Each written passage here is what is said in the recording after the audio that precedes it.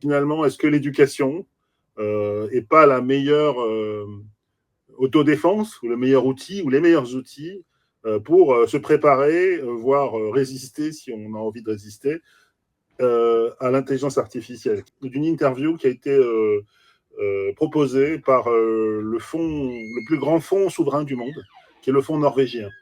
Ils ont interrogé le patron d'une école de commerce, la première école de commerce suédoise, sur la position stratégique qu'ils ont pris en mettant de l'art partout dans cette école.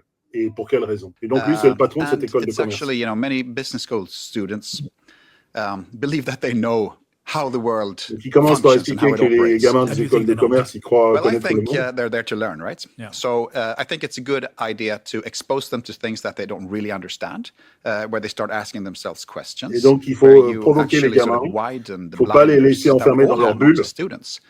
And also increase your humbleness. You become more humble. Et il dit un truc très important, la culture, ça rend les gens humbles, l'art et la création aussi. Et en fait, tout ça a structuré une démarche qui est une démarche très importante parce qu'au cours de l'entretien, il explique que, et on y reviendra à la fin, la vraie question, c'est que dans le monde de l'intelligence artificielle et dans le monde dans lequel on est, où la technologie est partout, c'est ça qui est l'antidote numéro 1 pour rendre ces futurs leaders des gens responsables. Et donc, ils sont alignés sur le fait qu'il faut créer des structures pour que les gens soient responsables, conscients de l'environnement, conscients de la richesse du monde et de ses différences, et pas exclusivement concentrés sur des objectifs soit financiers, soit marketing, soit technologiques. Et en gros, c'est un modèle d'éducation qui s'oppose frontalement, en fait, au modèle américain, tout en ayant les mêmes fondamentaux. Hein. Si vous allez voir cette école, il y a des cours de finance, il y a des cours de marketing, comme dans toutes les écoles de commerce. Mais en fait, ils ont décidé que l'expérience des étudiants doit inclure une ouverture sur le monde permanente. Et donc, c'est pour ça qu'ils ont choisi l'art. Donc, c'est vraiment développer l'intelligence émotionnelle. Exactement.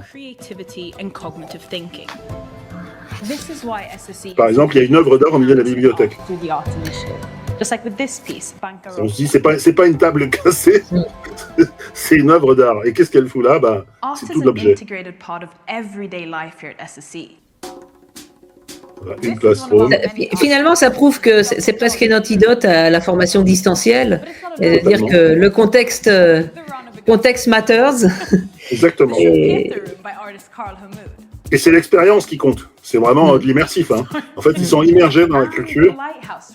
Ils sont, toutes ces classes, c'est des designs, c'est les grandes favoris des Suédois, hein, le design, des arts plastiques.